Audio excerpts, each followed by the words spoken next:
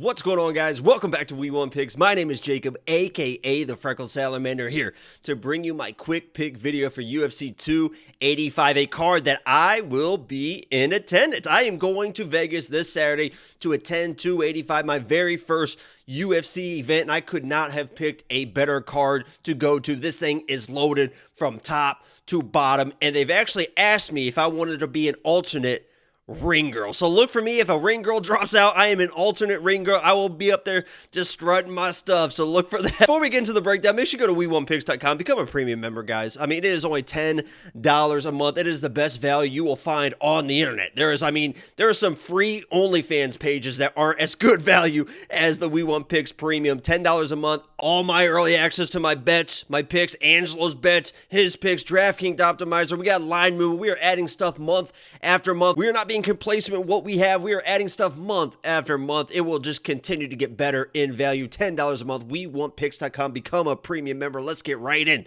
to the breakdown because we got a lot to talk about for UFC 285. First up, we have Loik versus Esteban, and this is the perfect fight to get the card started. This should be absolute fireworks. This dude, Esteban. First of all, the odds on this fight are absolutely insane. I'm talking absolutely insane. Loik being a minus 250, whatever it is, insane. Yes, he's going to have the grappling advantage. You're probably going to see him body lock Esteban, throw him across the octagon. If he can get a finish, he can get a finish, and God bless him for it. But this guy, Esteban, is a striker, and he has lightning in his hands, man. When he throws and he lands, people drop. And Loik is a tough dude, but I'm telling you right now, yes, he can get the takedowns, but he's not like an overly dominant grappler, and he gets tired.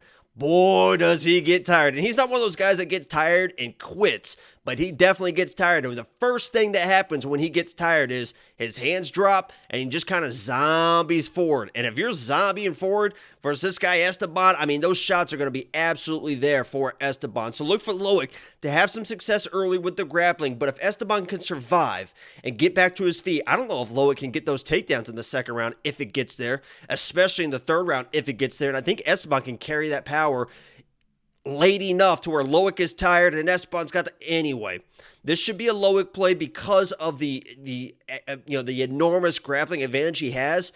But you're not putting, and I would say, right, don't put a money line, don't put him in parlays. If anything, you're looking at Esteban for the value play as the dog. I'm going to be looking for something on Esteban because these odds are absolutely insane. I'm going to go with Loik.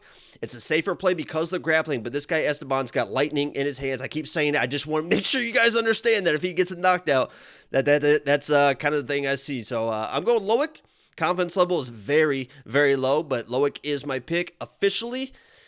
But it might change later this week. Make sure you stay tuned. Let's move on to the next one. Farid versus Damon or Damon. I think it's Damon Blackshear, but Farid is probably as good as advertised as far as I would say in the wrestling and in the grappling. He's as good as advertised. In the striking, I worry a little bit. If this was against a striker, almost like I mentioned the last fight, like with Esteban, if this was against a guy that had kind of, good power in his hands and was quick and in and out, good footwork, I would kind of worried about Farid in this matchup because, yes, he can handle himself on the feet. And actually in this fight, I think his easiest path to victory is on the feet because, Damon is not like a super, super dynamic striker, not a powerful striker, and Farid should be the better striker overall.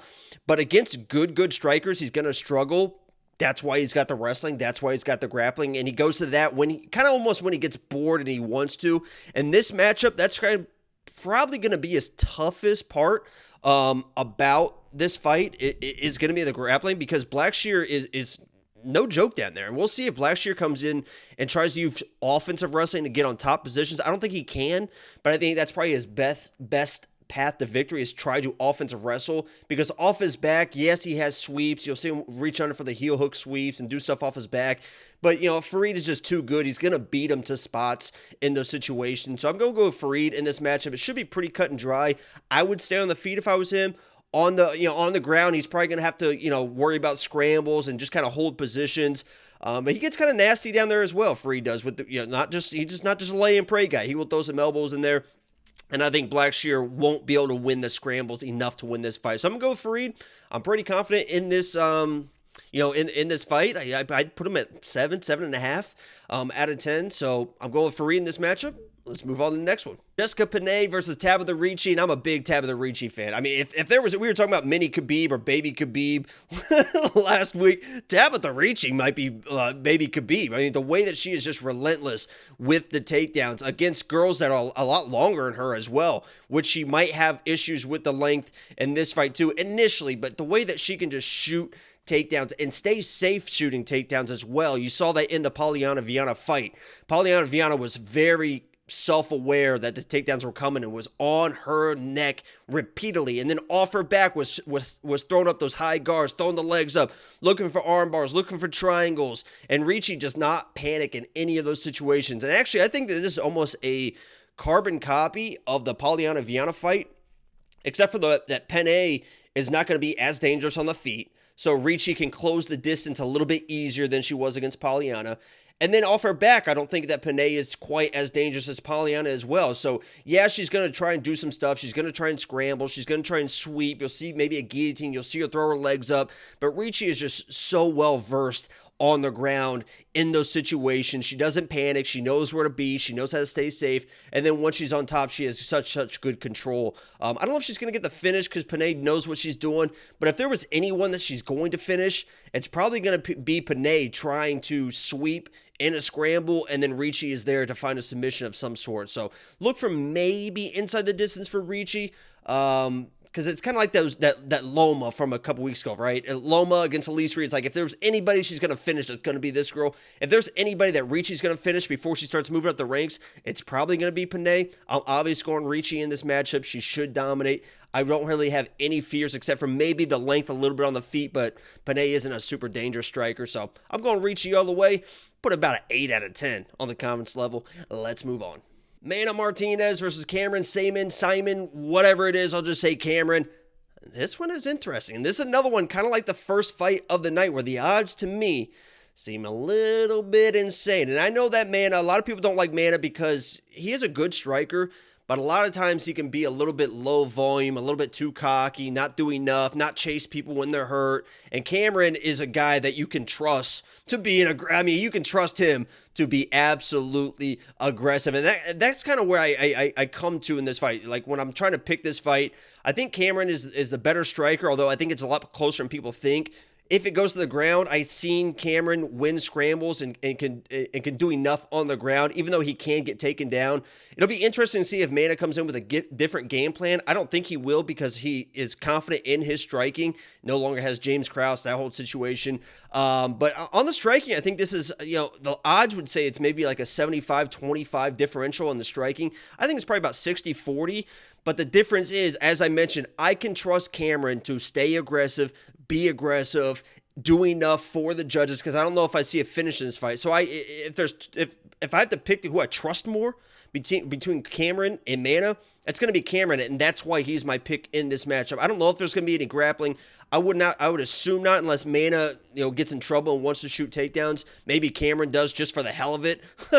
But it comes down to striking. It's going to come down to probably a judge's decision, and I'm going to trust Cameron more to be aggressive because I've seen that in his fights where Mana can be a little bit more docile. So I'm going to go Cameron, but I think this fight's a little bit closer than people think, and Mana might not be a bad DraftKings play as far as an underdog pick, but I'm going Cameron in this matchup. Confidence level, I put about a 5.5 or a 6. I'm not as high as most people, but Cameron is the play for this. Garry versus Song, and I know, guys, I 100% get it. Garry is, I would say, kind of a douchebag. I mean, let's be honest, he's kind of a douchebag. He's like super corny with the stuff he says, and it's like every time he talks or he's in an interview, you kind of roll your eyes like, oh my God. But I'll be honest, I don't like the guy, as far as like that part of it.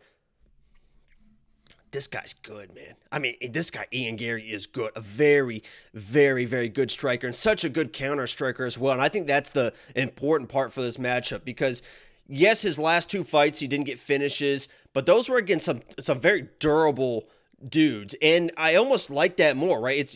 There's a little bit concern when these young guys come up and they're just finishing everyone early, right? First round, first round, first round. It's like you still don't know what's going to happen when that 3-round fight comes. When there's somebody in front of them that they can't put away, how are they going to react? And we saw Garry react fine. He doesn't need to put people away. He can go all 3 rounds. He can get pressured. He can get hit. He can stay fine. He can stay with himself in those situations and still find the strikes he needs to win fights, defend takedown. He can do it all. And that is more impressive than all these guys that just first round, first round, first round. We know at this point who Garry is, and that's a very, very good fighter. And against Song, a guy that's had some layoffs, isn't the best striker, but he throws hard when he throws. This is the perfect matchup for Garry, and I think he gets an early. I'm talking under 2 minutes. I mean, the first time that Song loads up on a shot, it's going to be slow. Ian's going to see it. He's going to see the telegraph shot. He's going to slip. He's going to do that little step off counter and be there for Song, and I think he can put this guy away. So I'm Garry all the way. I know that people hate him, but trust me, guys, he is the real deal, and this should be an easy peasy lemon squeezy win for Garry against Song. Let's move on. Julian versus Marc-Andre, and I'm telling you right now, you might not want to listen to me on this because I think Marc-Andre does not belong in the UFC. And we're going to find out one of these guys does not belong in the UFC. Whoever loses this fight does not belong in the UFC, and I believe that it is going to be Marc-Andre. His name is Powerbar, but he's not really a powerful puncher. He's had 2 UFC stints. He's really he's 3-5, I think, in his UFC fights, but really should be 2-6 in my mind. I picked against him for my lock of the week. I had Jordan Wright as my lock of the week against Marc-Andre because I thought that Jordan Wright could just out-grapple the guy, which you saw in his last fight.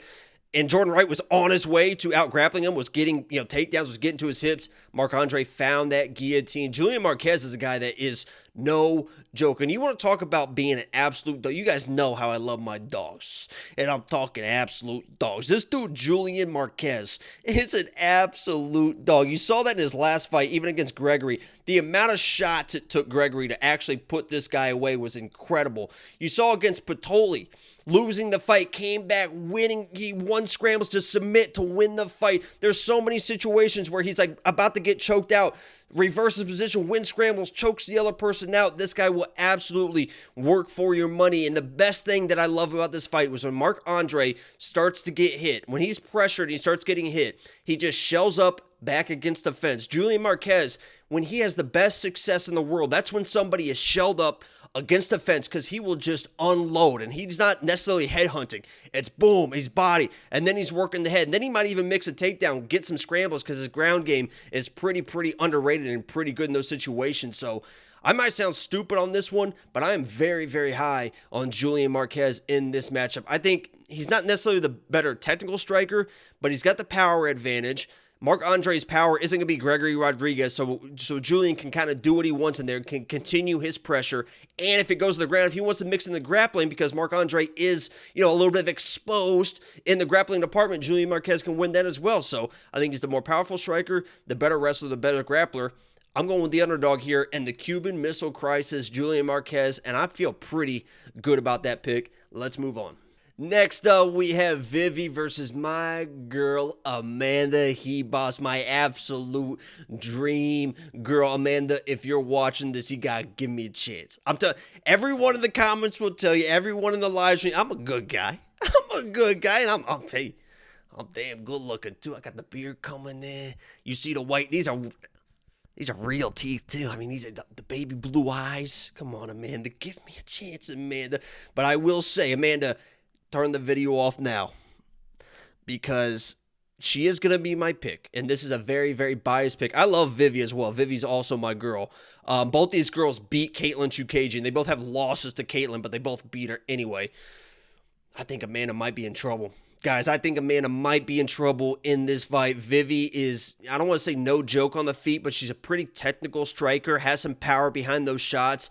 And if there's one thing that Amanda is not, that is a technical striker. She gets hit. It is sloppy on the feet. She excels in, the judo, jiu-jitsu game, but I don't know if she's going to get that chance because Vivi, when she wants to wrestle, it's actual wrestling takedowns. It's not really push people against the fence. A lot of girls, when they're trying to wrestle, it's more about pressure, get them against the fence, get body locks, and then look for trips, maybe work a single after that. And that's where Amanda excels because her judo is so good. So when girls try to pressure her, she gets those headlock takedowns. She can judo throw people. And her top pressure is fantastic with her jiu-jitsu. Very, very good jiu-jitsu. Unfortunately, with Vivi, she shoots singles, she shoots doubles, and that you can't really judo out of those positions. And yes, Amanda can stay safe on the ground if she gets taken down. But I just don't really love this fight for her unless she's able to find top positions. If Vivi's pushing, wrestling, and grappling early, and Amanda's able to sweep, get top position, she can wear Vivi out. We've seen Vivi. If there's one person that's going to get tired of the two of these girls, it's going to be Vivi, right? And that's kind of what I hope with Amanda in this matchup. She can stay safe in the striking, engage in some clinch positions, because the clinch positions will give her the judo, will give her the takedowns. But I think Vivi's just going to be too strong for her, even in those positions. The headlock takedowns, Vivi should be able to stifle those. And really, I don't want to say dominate this fight, but I think the clearer path to victory is for Vivi if she doesn't get tired. So with all that said, listen to the breakdown. My pick is my girl Amanda Ribas because I am madly in love. I am biased. Don't listen to me. You heard my breakdown.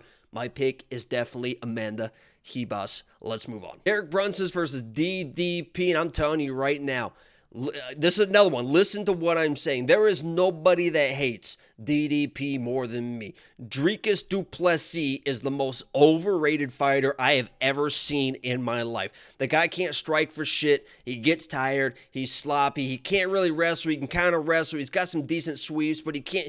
I mean, I think he's the most overrated fighter I may have ever seen in my entire life.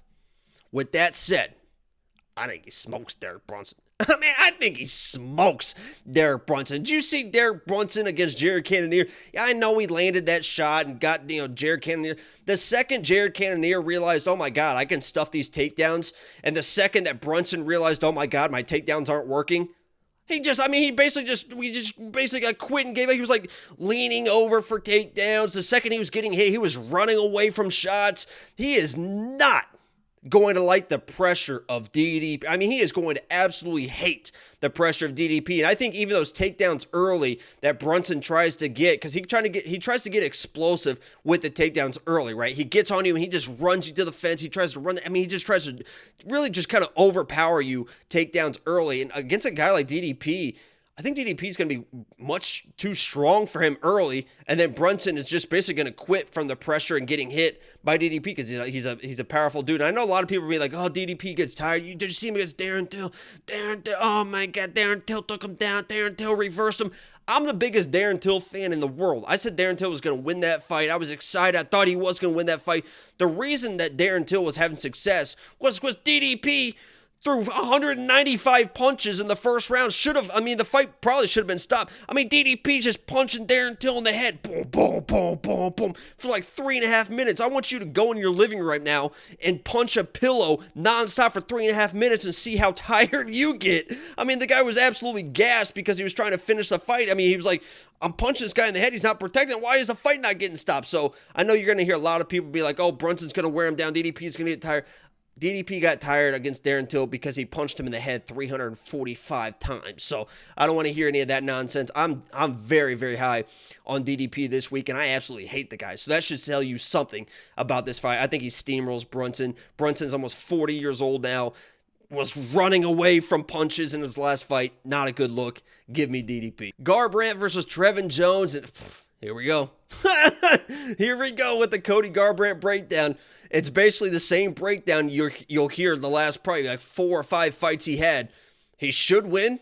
He probably won't win. I mean, even against TJ in those fights, he was winning those fights. He knocked down TJ and then gets knocked out. I mean, he is one of those he literally is one of the most talented fighters I have ever seen in my life. The hand speed, the footwork, and he's got wrestling. It is unbelievable how talented this guy is, but he is just so emotional when he fights. He cannot stop throwing combos and then loading up that right hand. And against a guy like Trevin Jones, who isn't like a super aggressive guy, it should be the perfect matchup for Cody.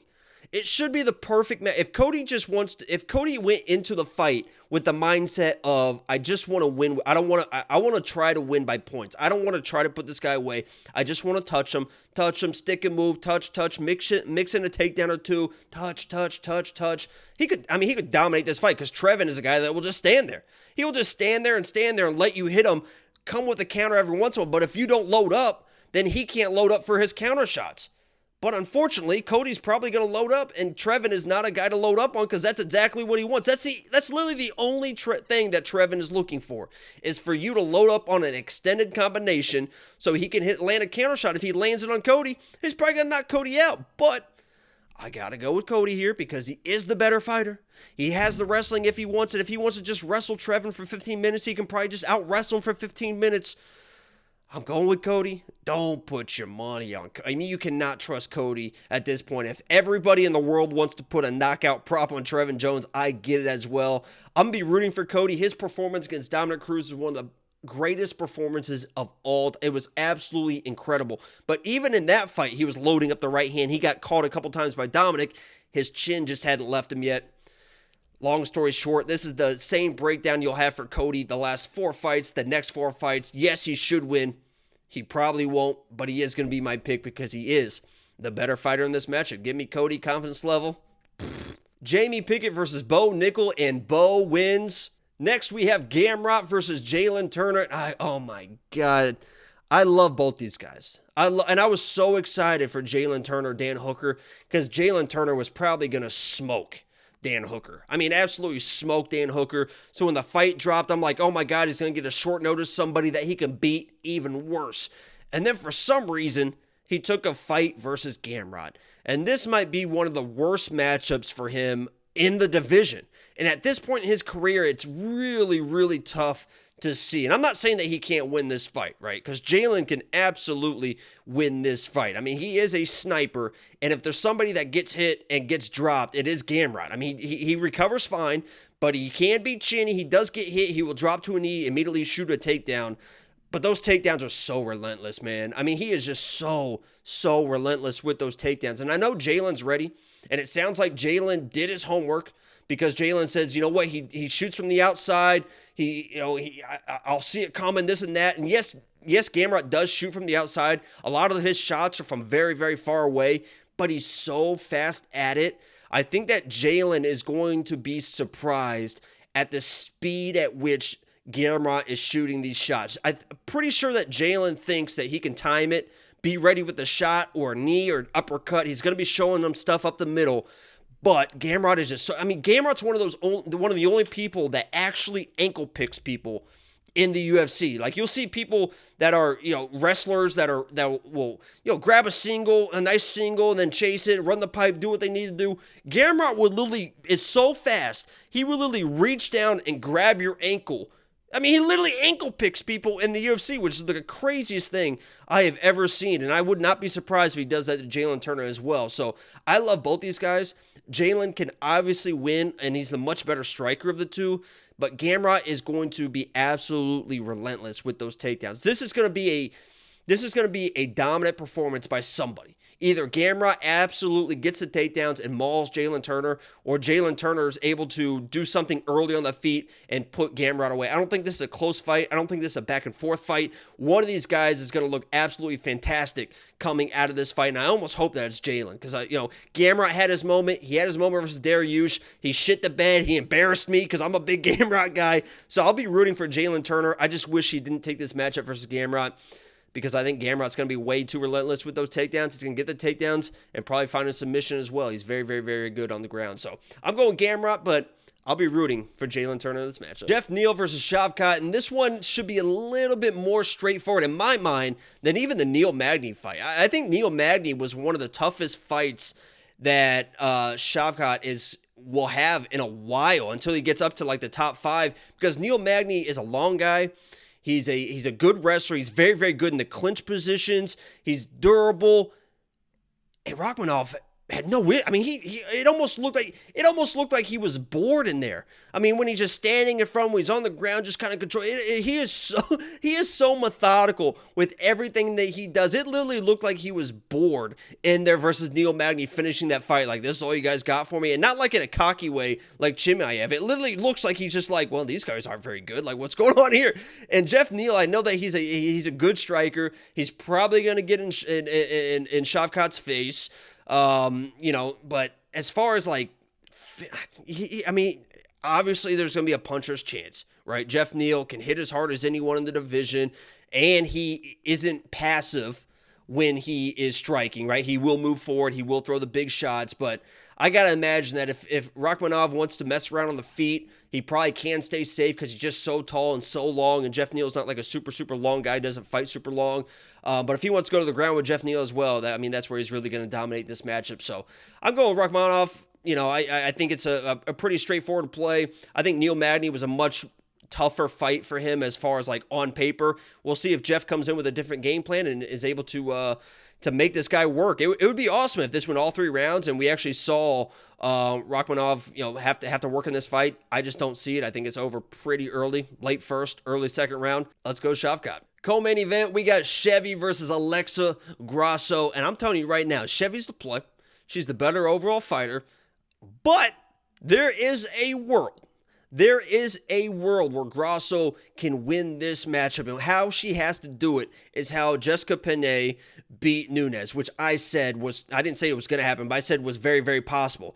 All Alexa has to do, and I say all she has to do is, this is going to sound stupid, she has to, first of all, hope that Chevy doesn't wrestle, right? Because if Chevy wants to come in, push the pressure, get the body locks, use her judo, and start wrestling, Alexa's in big, big trouble, right? Chevy can just absolutely dominate the fight if she wants to with her wrestling. But if Alexa comes in and immediately, I'm talking early, starts touching Chevy, right? And I'm not saying like power shots. I'm just saying boom, boom, snap her head, boom, boom. You saw the same thing with Penne versus Nunes, right? Just boom, touch, touch, touch. And as she was getting touched more and more, Nunes was getting more aggressive and more aggressive because Penne was basically fighting the ego of Amanda Nunes. And Alexa Grasso has to do that. And Alexa Grasso has the benefit of not having power in her hands.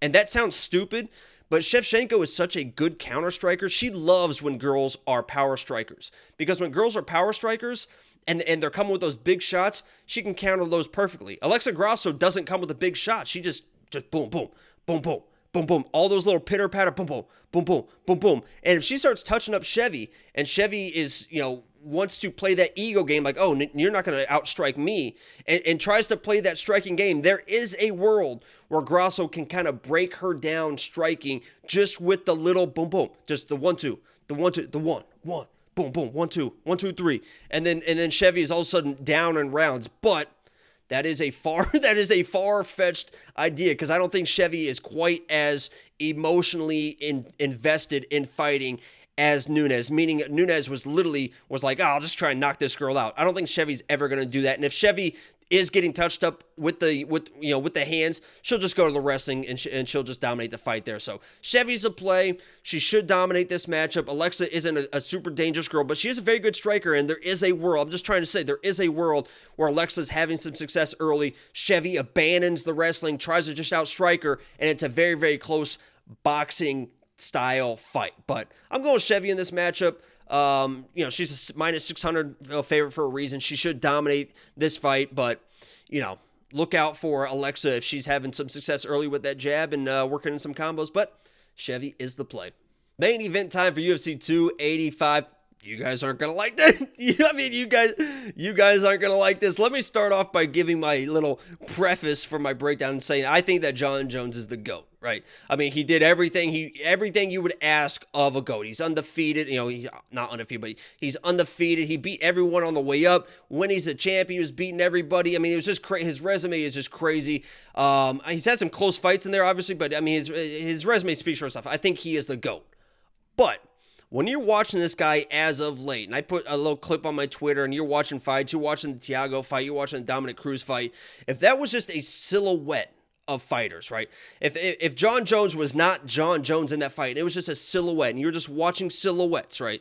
If this was fighter A versus fighter B, and you watch the silhouettes of Jon Jones fighting Dominic Reyes, and then you watch Gane with his recent fights, I know that we'll talk about the Francis one as well, but Jon Jones in his last few fights did not look like the GOAT. And that's not me saying that he isn't the GOAT. I think he's the GOAT. He did not look like Jon Jones. I mean, he was getting pieced up by Thiago Santos. He was getting pieced up and bullied by Dominic Reyes. And yeah, he ended up, winning those fights. I know there was people think, the first was a split decision. Dominic Reyes, a lot of people thought he won that fight.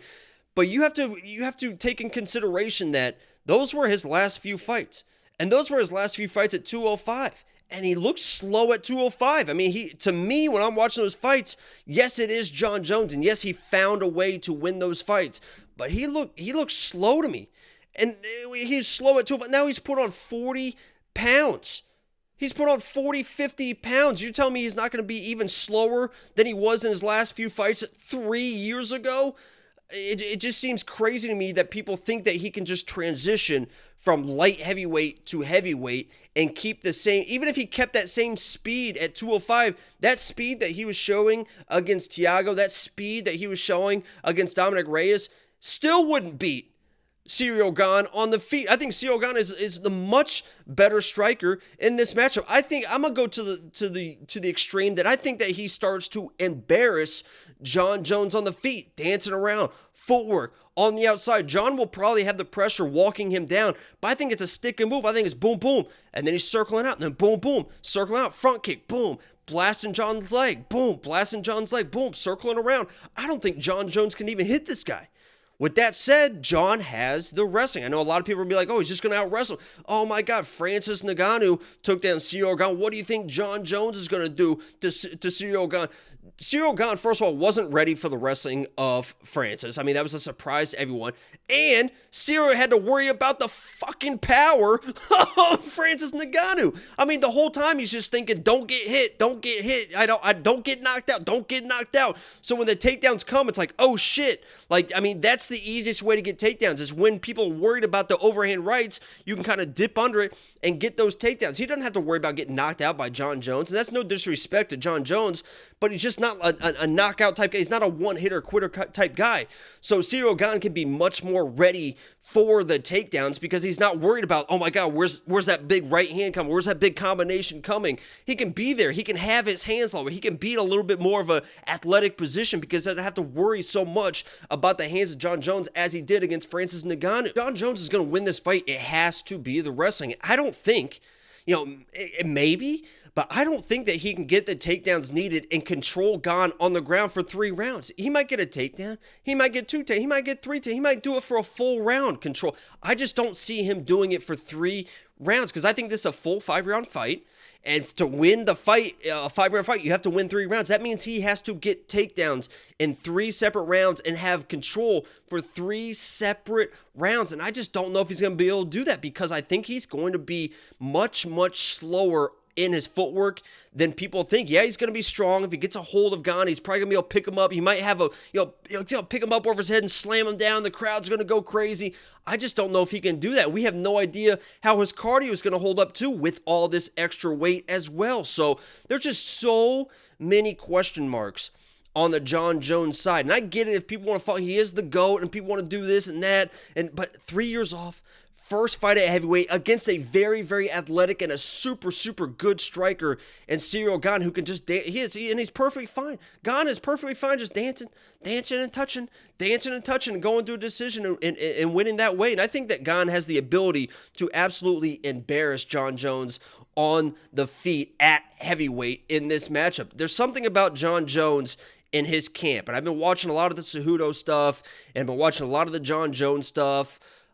It just seems to me like everything is slow and methodical. I have no question that he has a wrestling game plan, but everything about it, just the way that the whole camp feels, and this is stupid analysis, right? This isn't actual analysis, but it's just a feeling that I have that when Cejudo's talking to him and the vibe of the camp, and everything just feels very methodical and very thought out and very high IQ and very, very just kind of, it's not like a high energy camp. You don't see that killer Jon Jones like boom, boom, like, oh, I'm doing this, and DC, I would kill you, and this and that. Like, and I know that he wasn't like the Conor McGregor type guy, but it just seems like even in his mentality, he's kind of slowed everything down. He's kind of more of an adult now, and it just feels like in this fight, he's going to be a step behind, definitely in the striking, but even in those grappling exchanges, I think he's going to struggle with the footwork of Gane, and he's going to struggle definitely on the feet versus Ciryl Gane. So you guys can correct me if I'm wrong. If I'm absolutely 100% wrong about this, feel free to come back and give me shit. Follow me on Twitter if you want to talk shit as well. But I'm going with Ciryl Gane in this matchup versus Jon Jones. And I flipped 100%, man. I was Jon Jones. He's going to maul him. Oh, he's going to maul him.